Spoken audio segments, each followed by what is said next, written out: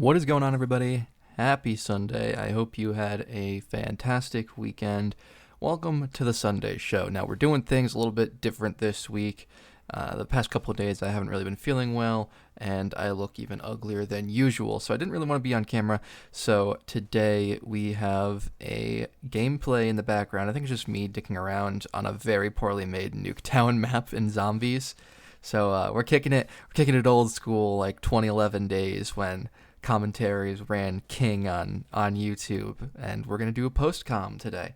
And so today we are going to be talking about a weekly recap as usual on the Sunday show, and then we are going to be talking about microtransactions, because we had a little bit of news this week, and it was a little bit upsetting to me and probably the rest of the internet. So yeah, with that being said, let's get into the recap. So this past week on the channel, we made a lot of dick jokes. Yeah, we uploaded a couple episodes of Minecraft build battles. Now, Minecraft build battles is a mini game in Minecraft where you are given a specific item and you have to build it, and then you go around judging everyone's builds. Now, I want to keep making that serious, but I also want to make it more serious. I don't want to just build dicks the entire time. So, yeah, there's just note to that. Stay tuned. It's not just going to be dick building. I don't know. I was feeling particularly uncreative, I guess, when we were filming those episodes. So, yeah, but we're gonna try and up our game, and we're gonna try and win a build battle, because I'm determined now. I want to impress everybody who plays build battle with my amazing abilities in Minecraft. We also uploaded a couple browser games this week. I want to start making more actual game videos. I just haven't had time this past week. Like I said, I wasn't really feeling well, and earlier on in the week I had some other things to do. So we uploaded a couple more episodes of Language Squad and an episode of Idiots.win, which is a pretty interesting game. You should go check out that video. I thought it was a pretty good video myself, my video. Of course I liked it. I think to look into the future, we will be recording another zombie series very soon, and probably some more Bed Wars stuff on the channel in the upcoming future, because we've been playing that a lot. It's a lot of fun, so we want to get good at that. I want to start learning more PvP in Minecraft, because I've never really done any PvP in Minecraft, so I've never really learned how to be good at it. So that's why in the episode I uploaded, I was staying at the base a lot. I was just kind of covering the base, but I want to venture out a little more, make this a little more exciting, because I know Andrew's been uploading some good games, and I haven't, because they just weren't exciting on my end. So I want to make it more exciting for you guys to enjoy. With that being said, let's get into today's news topic. Now today, I want to talk a little bit about microtransactions. So earlier on this week, Call of Duty, Activision, had their investors call, where they tell their investors what's been going on with the company, how they've been doing, what's to come in the future, and all that stuff that investors want to hear. And during that call, they released some numbers that were a little bit worrying to me, and said some things that were just interesting. So I've pulled up a couple tweets here from CharlieINTEL. They've always done a fantastic job of reporting Call of Duty news, and they were kind of like live tweeting the investors call in a way. They were showing some quotes and some statements that Activision had made pertaining to the new Call of Duty game and just Call of Duty as a franchise in general. So in this first tweet, it says, microtransaction revenue from Black Ops 4 is higher than that of Call of Duty World War II. That makes sense. Activision Blizzard made $800 million from microtransactions in the last quarter. I keep reading that number and like it just doesn't seem real. 800 million off of microtransactions in the last quarter. That's crazy. That is crazy, that number. And I don't understand. It's so weird, because the internet has such a hatred for microtransactions. But apparently a lot of those people are hypocrites because they're still buying them if companies are still making hundreds of millions of dollars off of microtransactions. That's insane to me. Now, this is where things get a little worrying. CharlieINTEL also tweeted a quote from Activision saying, "Community embraced new in-game microtransactions," or new in-game content is what it says. And it's referring to Black Ops 4. The internet has come out against everything that's happened in Black Ops 4 for microtransactions. It has been a rough year. First of all, the only way to get access to DLC content in the game, as far as maps and things like that, is to buy the Season Pass, which is an extra $50 as usual. You couldn't even buy the maps in packs of 4 like in previous years after it came out. You have to have the Season Pass in order to get the maps. And I don't even think they've released 4 maps. Like, I don't know what they've even done with that. So that was already probably a waste to anyone who bought the Season Pass.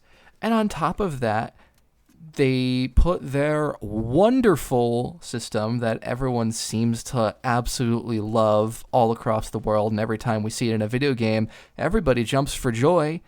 They added loot boxes. And they put weapons in them. Adding loot boxes in the first place, or supply drops, whatever the fuck Call of Duty calls them, adding them in the first place really rubs me the wrong way. But then when you, again, put weapons in them, it really, really upsets me. And I'm not the only one. A lot of people speak out about their hatred and how unfair it is that weapons end up in this slot machine. And someone may be lucky enough to get it, and I might not be, and I don't want to spend money on that. If you're going to add DLC weapons to the game, please just make it so I could buy it outright. I'll spend $5 on a gun if I really want it that bad, you know? It's just crazy to me to think that a game company like Activision, EA came out and said it in the past too. They're like, "Oh, our fans are really enjoying these fun boxes." And they got a lot of backlash for it too. It's like, what these companies, how out of sync are they that they think that the internet likes these things? Do they know that Twitter exists or YouTube or anything like that? Are they just saying that because of the 800 mil? I guess they're probably just saying that because the $800 million they've made on microtransactions in the past quarter. I don't know. It's just mind-blowing to me that a company can come out and say that their community is really embracing all of the microtransactions and in-game content that have been coming out. I say microtransactions. They specifically say in-game content that has come out, but it's all microtransactions. That's all it is microtransactions. I wholeheartedly agree with CharlieINTEL's little addition to the end of this tweet. Yikes.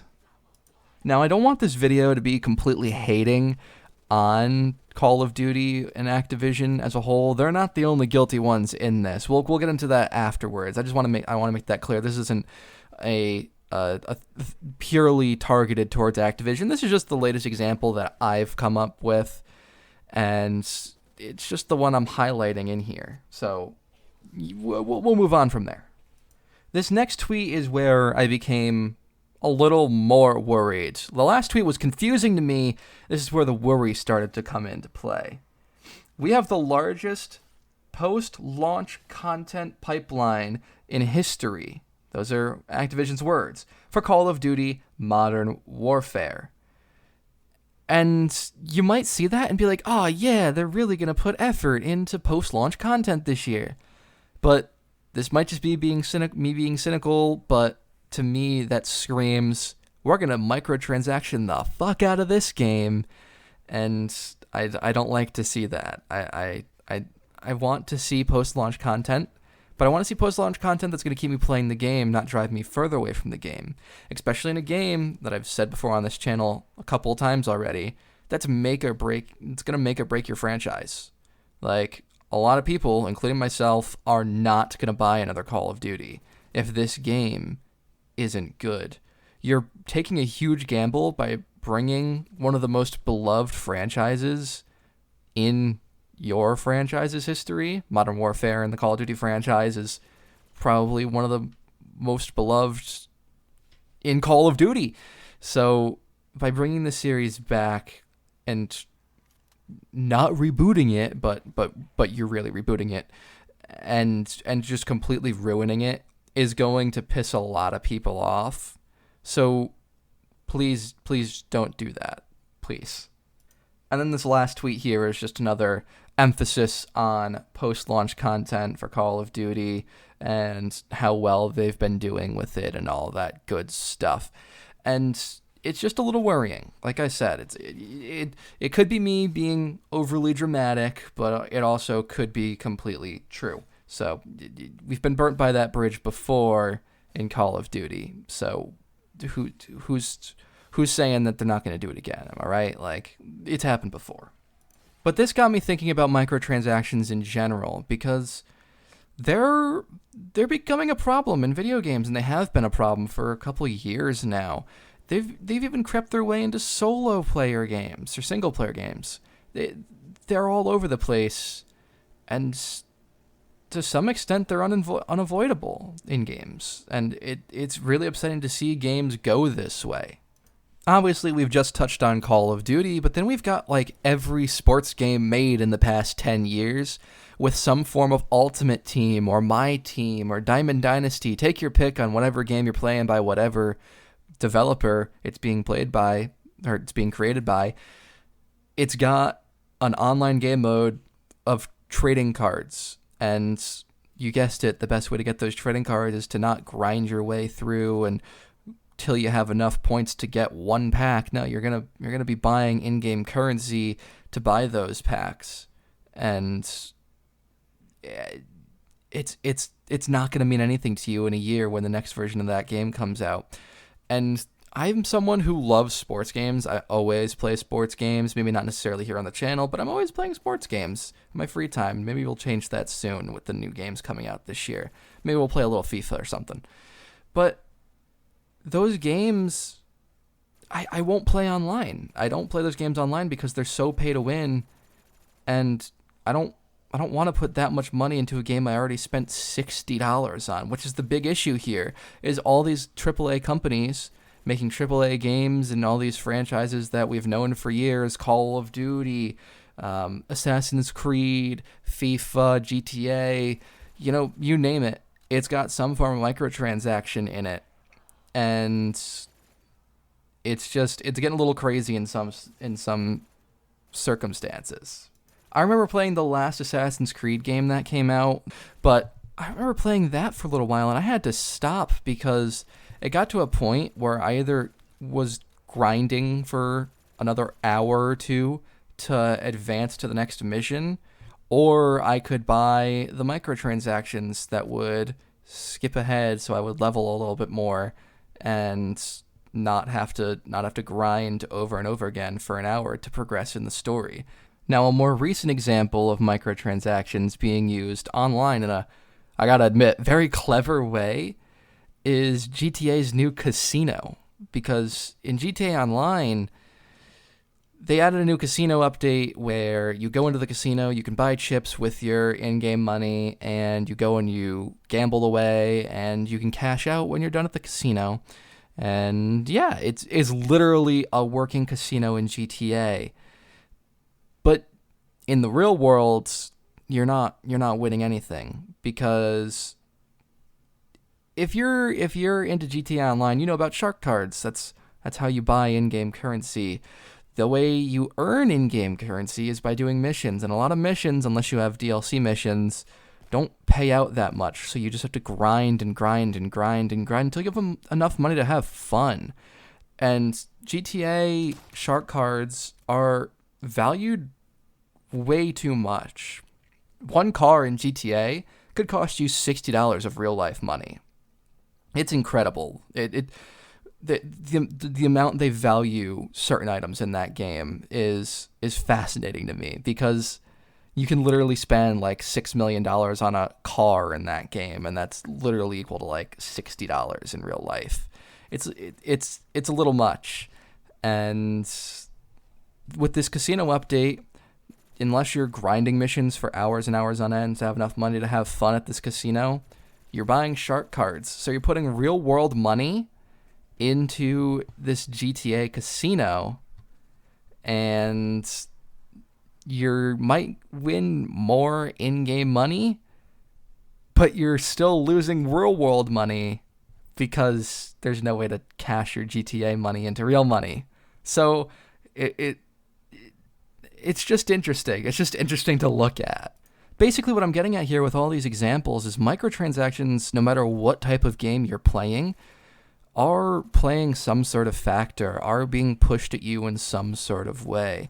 And they're ruining game experiences for a lot of people. And this Call of Duty investors meeting, this Activision's investors meeting, I should say, just refocused my attention on this. And it just got me thinking a little bit more, and what made me want to talk about it in this video, because we are starting to see some governments look into loot boxes particularly, which is one of the more common forms of microtransactions in games. You know, we've got supply drops in Call of Duty, we've got packs in EA sports games and every other sports games in the world.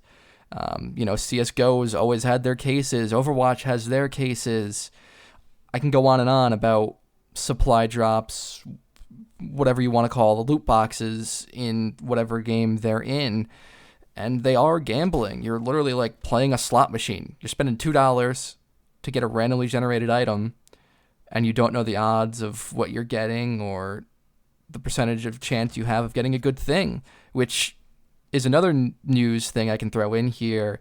Sony, Microsoft, and Nintendo have all agreed to make game publishers put those odds on screen and display those odds to the customer who is about to buy a loot box. So now if you play on console, you will have the ability to see the odds of actually getting something that you want in the game.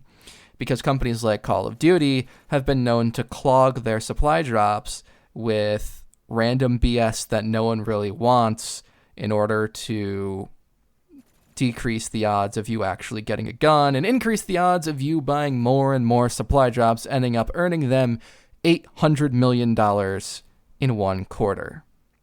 Some governments have already banned supply drops. Other governments are debating whether or not to ban supply drops. I don't know how it works in countries that have already banned supply drops. I know Belgium's one of them.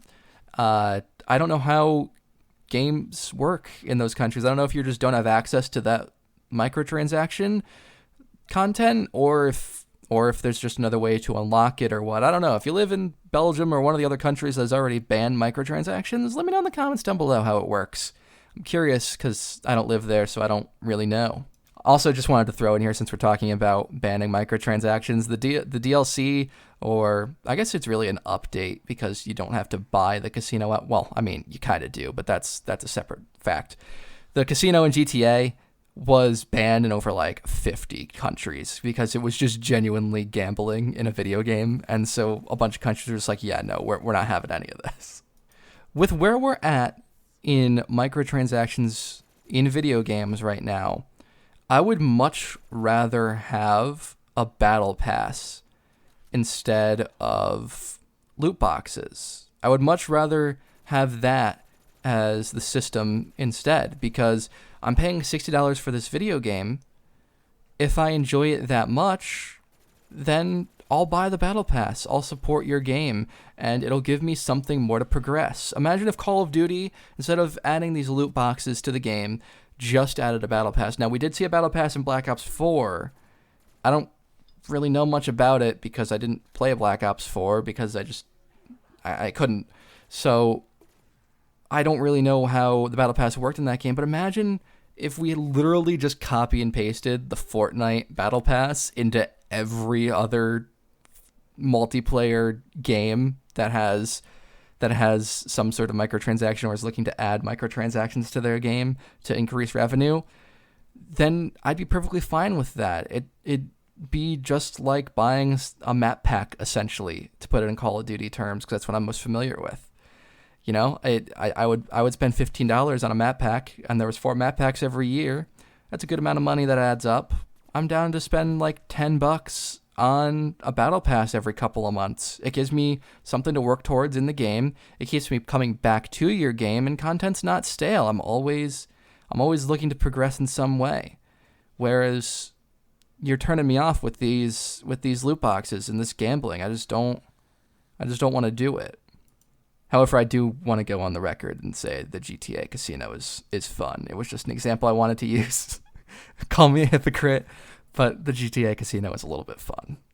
Anyways, I just kind of wanted to ramble here today about microtransactions and talk it out a little bit with you guys. Let me know in the comments down below how you feel about microtransactions.